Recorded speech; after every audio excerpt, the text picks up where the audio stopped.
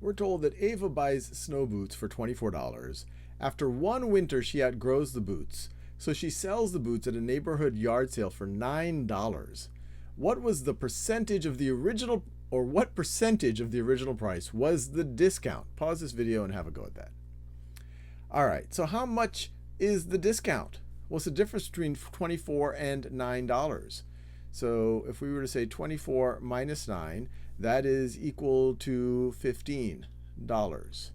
And so what we could say is the original price was $24. She discounted it by $15, which seems reasonable because not only did she outgrow it, but she was wearing it for over one winter. So you take $15 off of 24, you get to $9. But they're not asking us the total amount of the discount. They're saying what percentage of the original price was the discount. So the discount is $15. The original price is $24. So this is going to be, let's see, I might as well get my calculator out. This would be the equivalent of 5/8, but some of you might know what that is. But let's see, 15 divided by 24 is equal to 0.625. So we get